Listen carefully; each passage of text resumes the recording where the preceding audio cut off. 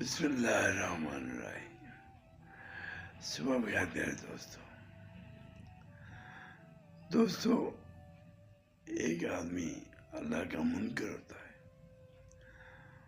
وہ تو سراسر جہنم کی طرف جاتا ہے، اور ایک اللہ کا نافرمان ہوتا ہے،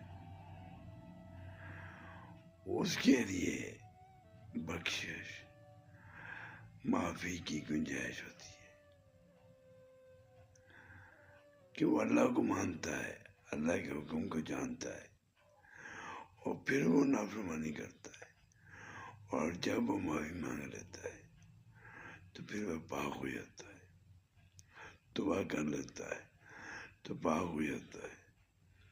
جیسے کہ ماں کے پیٹ سے جنا ہوا بچہ پاک ہوتا ہے۔ اللہ تعالیٰ ہم کو اللہ کے حکم کی